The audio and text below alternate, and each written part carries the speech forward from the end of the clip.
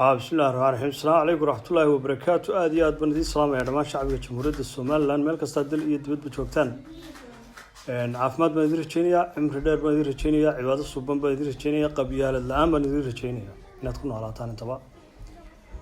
waxa yaamahan ugu dambeysay aad loogu meereysanay ama qoladan golaha baarlamaanku ay aad ugu xeegeysanaysay gudoomiyaha xisbiga wicid Faisal Ali Hussein engineer Faisal Ali Waraabe oo dhawaanahan ay aad iyo aad ugu wareegayeen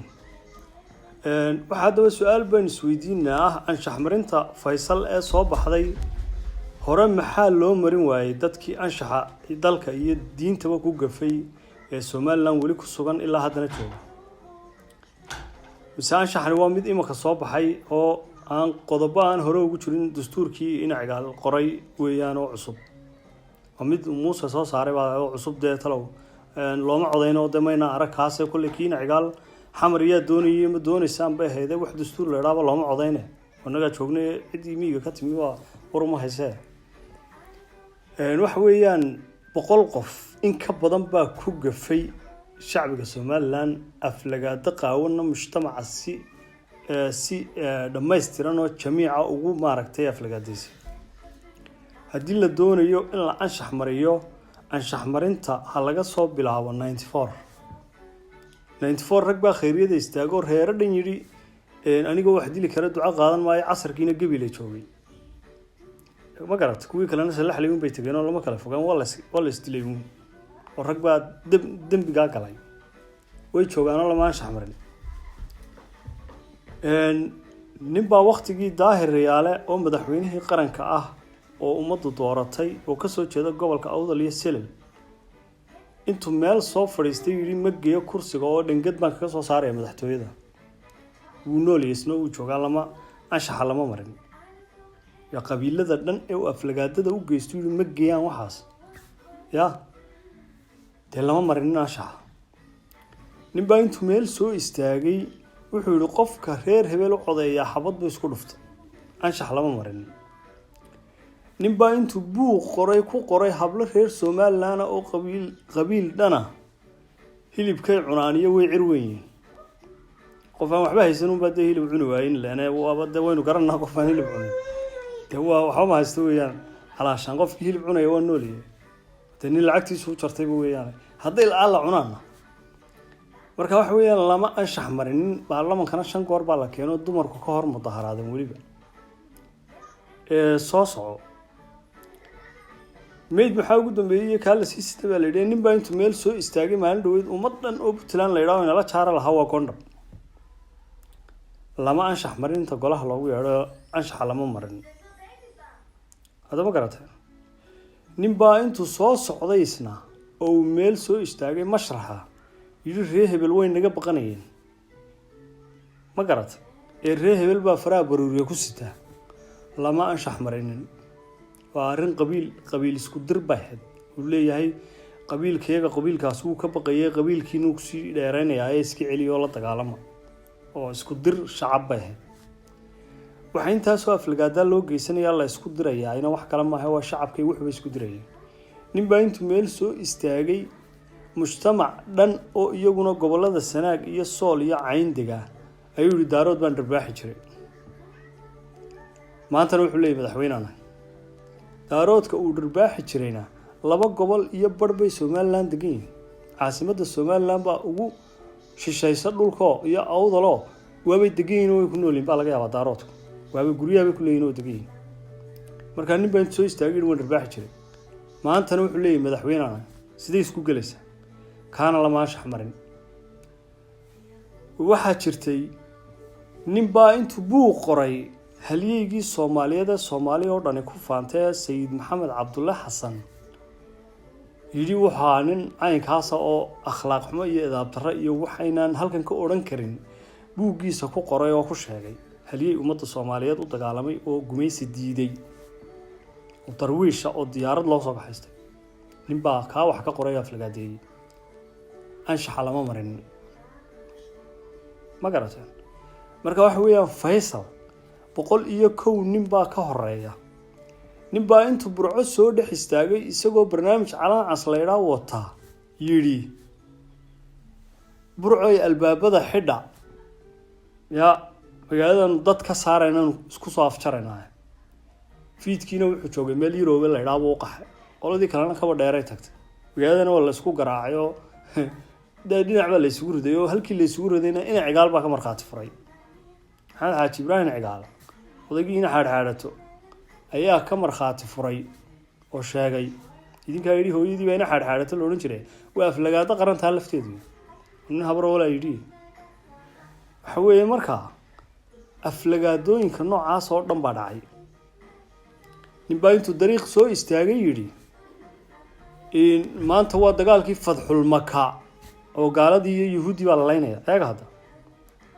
cidna muu dilnaa abti uun ba sheekadiiba ku dhamaatay abtiga kala daayay hadda way garaacdeen marka waxa weeye anshax marin hadii la doonayo intaas oo wax waa 150 kiis baa ka horeeya Faisal marka inta la soo anshax mariyo Faisalna ha loo yimaado baashi ninka la yiraahdo imika Faisal ku dhagan iyo labada inana uu inanta ka qabay imika barnaamijka wada waxaan leenahay Faisal waa gudoomiye xisbi qaran aflagaadana kuwa ka waaweyn baa la geystay wuxuu yiri ba isagu maba jiraan ba wuxuu yiri wax raggaas ay yiraahdeen baa ka khatarsanaa marka bulshada loo eego iyo hadalkaasi wuxuu ahaa iyo qaabku u dhacay marka la eego waxay raggaas yiraahdeen baa ka khatarsanaa kana eedaab daran bulshadana madaxa isu gelin gaaray oo la isugu dhici gaaray qaar koodna dagaal ay ku rideen ba Saleebaan dagaal buu ku riday Muusana dagaal buu ku riday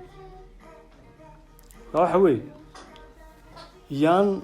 dadka loogu soo meeraysanin wax maalay yacni iyo sharci imaka 20 sano meesha fadhidaan 20 ka sano aad waxa aad bartaa fadhideen 5 sano idiga horeysay wixii dhacay oo 3 kiisa mooyaan inta kaleba idinkoo jooga golaha bay dhacdo anshax marintiinu maanta markaa soo baxday sharci uu baaji sheebada ku haystaaba marka la yiraahdo isxambaar baad isxambaar baad $100 baad ku timi ninka Hargeysa ka tartamay 15 kun oo cod buu ku yimid magaalada ayuu baarlamaanka fadhido ku soo galay hadda waxaad ku soo gashay meeshiisii dagaal baa ka dhacay oo la isku haystaa sanduuq maadaama la dhigi karaynin iskaga dara ma garat sayilada xoolaha lagu iibinayo baa lagu hagaajiyaa ka hagaajiska la iibsan waayo saasaad ku soo gashay sanduuq inta dhigtay magaalooyinkaagii maad codaynin oo amni maad samayn oo reerkaaga Soomaalinimada kuma qancinin oo dadka adiga kula dhashay kuma qanacsana laanta sheegayso ma garat been ha ka sheegniyaga kuma qanacsana kamana tirsana Somaliland sheegayso halka taagan dhul baahan toodna iyo harti oo dhan been baad sheegaysaa isxambaar baad ku timi hagaajis baa lagu hayaa waa lagu hagaajiyay meesha yaa islaamaha haruurka miisaan yar ku hagaajiya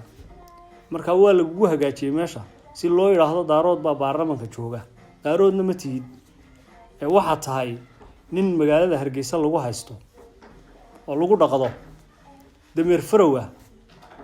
ka dhamo wada Faisal Cali Waraabe haddaad ka dhamaan weydana waa laga dhamayn doonaa anaga kula Faisal magaaladu leey xisbigu leey intaasoo nin oo eedaab darooday markaad wax ka soo qabataad soo dhamayso tooda u soo noqota Faisalna anaga kula qabanayna anaga maalinta Faisal kula anshax marinayno qoorana uu eedaab diray maray anshax darada laakiin hadday kugu yiraahdeen inamadan labadan inana gabadhaada oo adeerka ku yiraahdeen Faisal baad wax ka qaadaysaa Faisal magaaladu leeyahay dad wax ka qaadasana aniga hay weydiinay u talaabso anshaxa loo soo wada noqdo anshaxuna dadka ha wada qabto subaxa inuu jeedale loo socdo yaana anshax laga sheekayn anshax darro dushiinay taala baarlamaanka gudihiisa ku ku jira ka dhacdo ka umada la goon dhabaatiina kula umada muslimka Soomaaliyeed ee nala jaarka ay Puntland la yiraahdo ka kule waxaad u soo xidhiidhay qaban weyda ka oo socon mayso baasho waxaad daaban fulaan hadar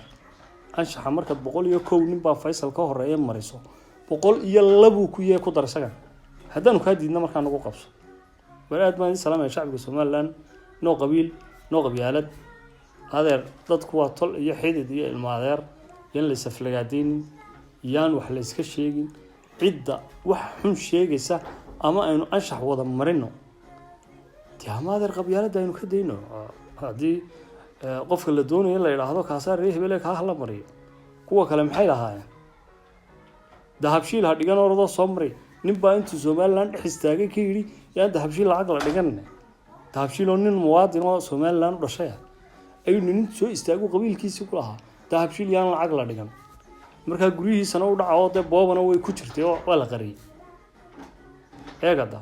markaa mujtamacu uu isku dhex nool yahay meel kastana waa la wada degan yahay tol iyo xidid iyo ehel iyo family wal eedaab darrada ummadda ay ku wadaan dadkan siyaasiyiintii haddaad dhalinyaratiin ama dhalinyarada aynay waa inaynu iska qabanno suuqaynu shaaha ku wada cabnaa magaaladaynu wada joognaa qabiilkayn doona inagoo leh walaalaynu nahay ehel baynu nahay nin qabyaalad ka sheekaynaya oo waxaan ku qabyaaladun ay kaga dhigtay 24 saac oo ummadda kala qaybinayo isku dirayo dilaya nimanka odayaasha baa inoogu horeeya waxaan wayna la dhaafiyaa nimayo markab intaynu ku gurno gabigooda badweynta lagu dajiyo dii ilaahay ka dhigo